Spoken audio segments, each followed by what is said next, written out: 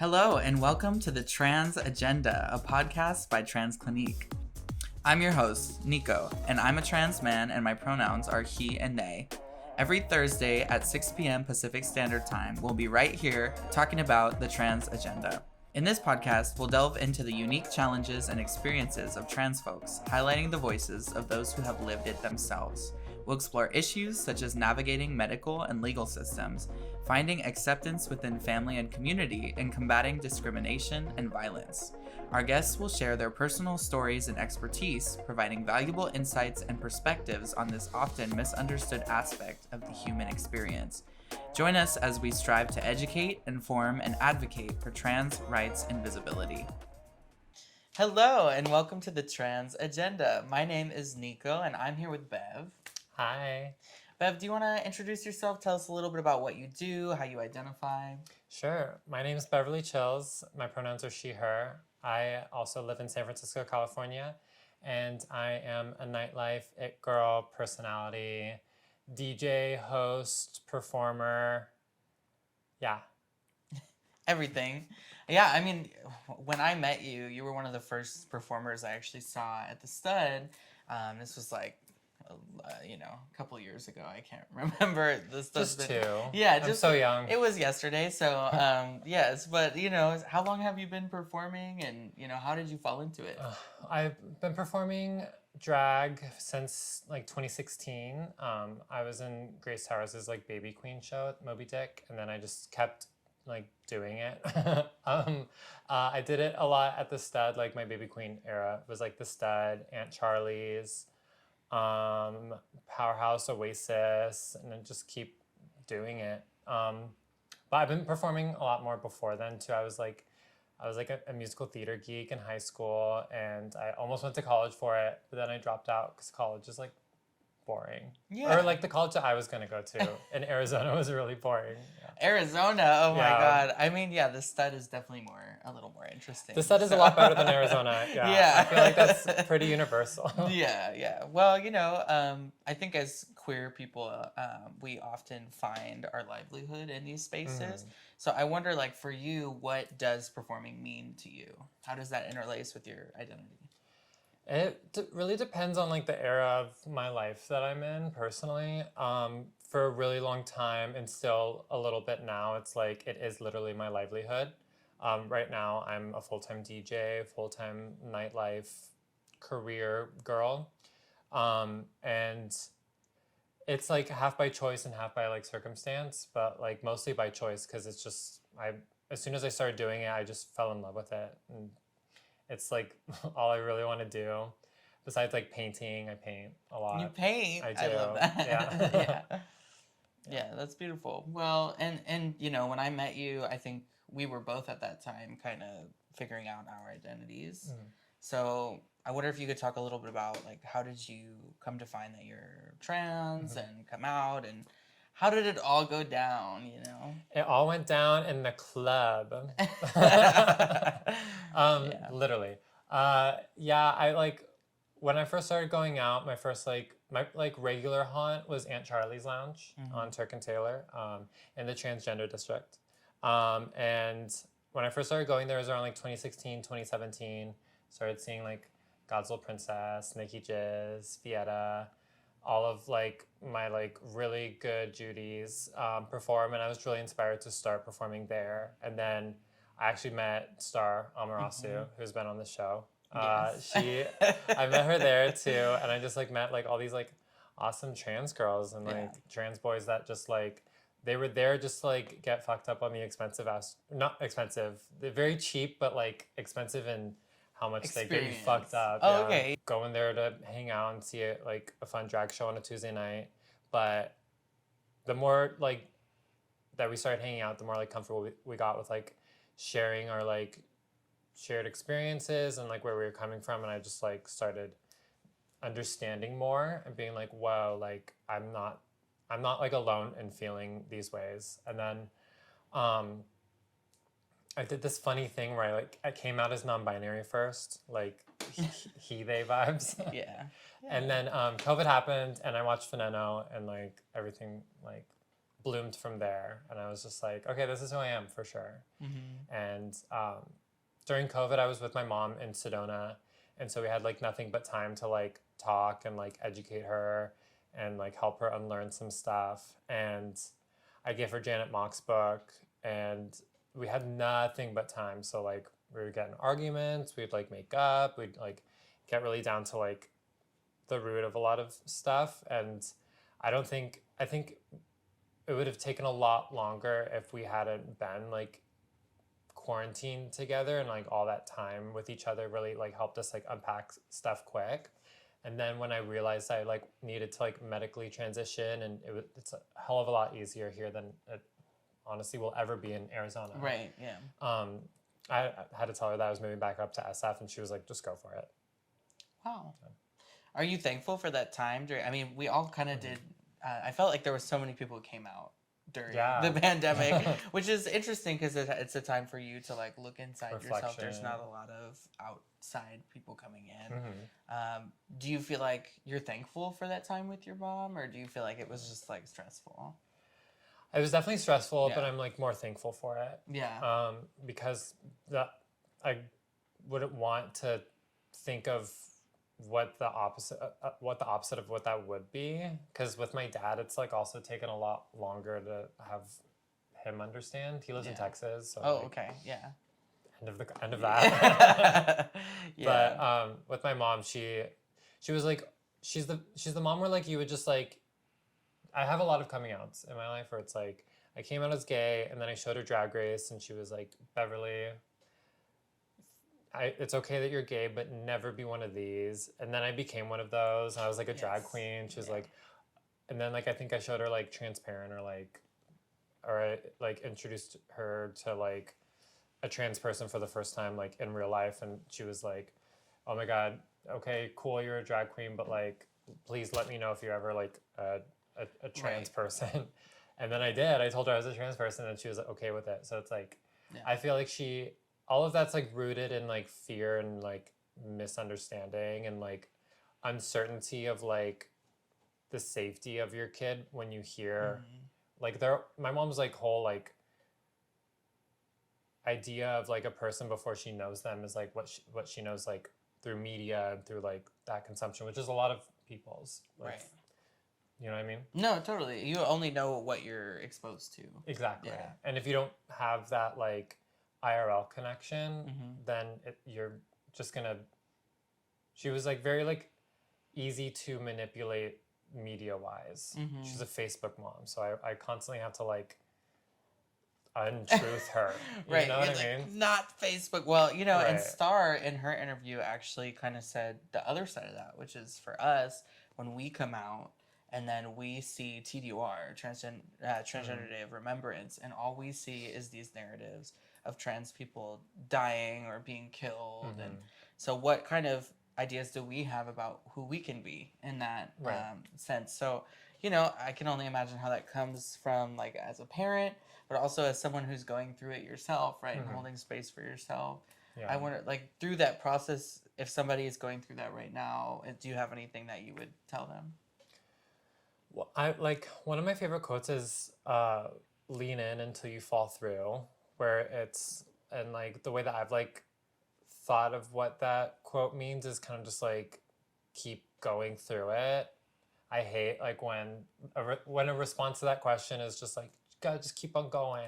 Yeah. 'Cause it's hard. It's like I feel like that's such an easy thing to say. Like, and a lot of things like that, a lot of like quotes like that are like, what's the word? Very, it starts with a C. What's like contrived? Okay, yeah. Like it's like corny. It's corny because it's been like used so much because there's like a huge amount of truth to it where it's like, like keep going through it. But like I feel like that's also like a dismissive thing to say too, because like everyone's experience is different. Also like a lot of people's experiences, especially right now for trans folks, is really, really difficult. What really helped me in my difficult times and what continues to is like having like a really like good circle around me of like people that understand and support, whether that means like having someone to go to, but also having someone who understands if you need space to like hibernate and like be whatever you need to be exactly. in that moment. Yeah. No, that makes total sense. Because even also when I was like transitioning, like all the like, it was hard to shake my mom, like not shake my mom, but like get her to understand through a lens of acceptance. Yeah. And then once I was able to like get that, that was cool. But then like the floodgate of the questions started coming in, and like, and a lot of that, like, I told her there was no such thing as stupid questions because like I have respect for her. I know that like none of it came from like a place of malice or anything. But then it just got to a point where it's like, that you can be a you don't care. Like, You ultimately don't care. You ultimately care if like if I'm getting money, if I'm safe, and if I have a job, and I do. So yeah, I'll let you know if that changes. That's like my conversation with her. Yeah, and I also feel like a lot of queer people, when we do feel misunderstood in that way from our communities that we come from, our families, whatever, we find solace in the queer nightclub scene, right? Yeah. So I wonder, like, for you, you do so many different things in the queer nightlife scene. Like, I wonder, how has that helped you coping with being misunderstood, you know? It distracts me. Yeah. Like, as a neutral response. Like, there's like positives and like negatives to that too. No, totally. Because as we find like solace in queer nightlife, there's a lot of like reasons for that, where it's like we want community, we want someone to understand like where we're coming from, whether that's with our art or just our projection as our own self, you know? Like, even like when I like was doing drag, even when I started in nightlife as doing more drag, like my main skill set in drag was like my makeup and like my attention to like a stylized aesthetic. So like if I worked really hard to like get a certain amount of money to pay for something that was like in my style or like in my makeup or aesthetic, I would feel proud to have that. So I would like go out to the club and be like, oh my God, like look at this new look. Like I would just like get really excited about that. So everyone like comes to the club for their own separate reasons. It's true. But I've like noticed that like there's like an underlining where it's like, for me personally, if I'm going out to the club too many times, and I don't have anything else really going on, like I feel like I'm like going to get fucked up, and I'm going to like self-medicate, and then like before you know it, I'm like at an after's 2 days later, and I'm like, baby, can you pick me up? I'm scared. I feel that. Yeah. I don't know. I feel like because our community in SF, like from my experience, I have like a lot of like good friends that I feel safe around to do that. But I understand that like sometimes nightlife can get a little dicey too. Yeah. Well, I wish we had more time to talk because honestly, that is such a big issue in our community. Is the escapism, right? Yes. The self-medicating. And, you know, so really quick, I do want to ask you, like, what are some of the ways that you've found to cope with that? Like, what are maybe healthier alternatives or a way that you can kind of, like, balance that out? And then I'll move into my favorite question that I ask everybody.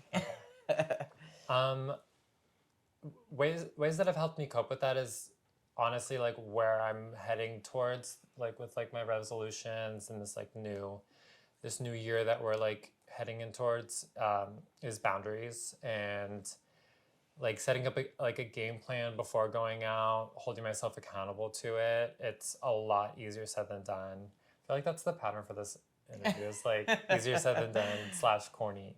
Well, life is hard, you know. It is hard, and it's like it's a practice. Everything is a practice, especially boundaries and holding oneself accountable, let alone like your circle and like your community too. But just making sure that you're having those like check-ins with yourself and not just like not letting yourself talk back to yourself in those moments where you need to check in with yourself at the club, because I feel like I'm pretty comfortable in doing that, where like I'll be at the bar, I'll know I'll have money for like a few more rounds, and like my body is saying like, you know, sleep sounds good right now.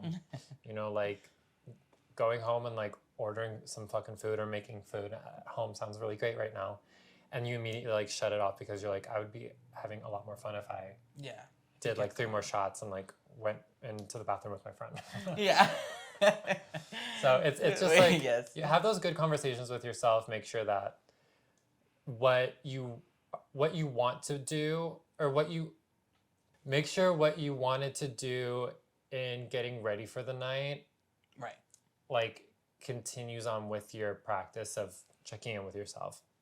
Yeah, and I think if there's one thing that trans people in general can teach us too, is that shame is not the answer. Like, you can't shame yourself out of being trans. You can't really, you can shame yourself into certain behaviors, but it's maybe not the best. It never works out. Yeah, it never works out. So. Yeah, I feel like that's like a one-way ticket to like being jaded and being like one of like the shoulda, coulda, woulda people. And I feel like that's what like I have so much pride in our trans community with, is like, I don't think any of us are shoulda, coulda, wouldas. We just go in, We did it. We did it. Yeah, what's next? Yeah, well, and so, that's a great segue into the question I like to ask everybody, which is, what is your trans agenda?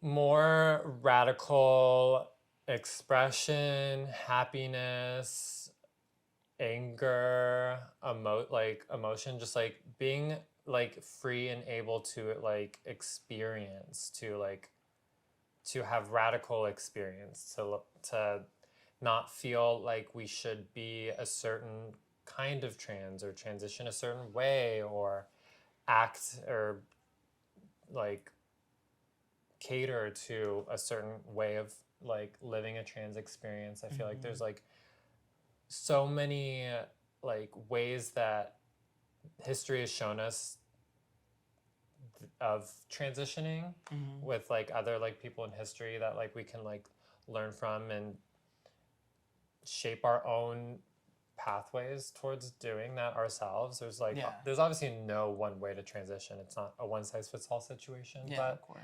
I think kind of like going faster in that direction of like radical expansion of different ways to experience life and live as a trans person. Live as you. Yeah. Well, thanks so much for living here today and I'm living it onto the trans agenda. So yeah. Yeah, thanks for having me. Awesome. Trans individuals face unique challenges every day. From accessing healthcare to navigating legal systems, it is crucial that we work towards creating a society that is inclusive and supportive of people of all gender identities. This means advocating for policies and practices that prioritize the health and well-being of trans individuals, as well as challenging discriminatory attitudes and behaviors where they exist. By coming together to support and uplift trans voices, we can create a brighter and more equitable future for everyone. Thank you for listening, and let us continue to work towards a world where trans individuals can thrive. Follow us on all social media platforms @transclinique, and don't forget to like this video and hit the subscribe button.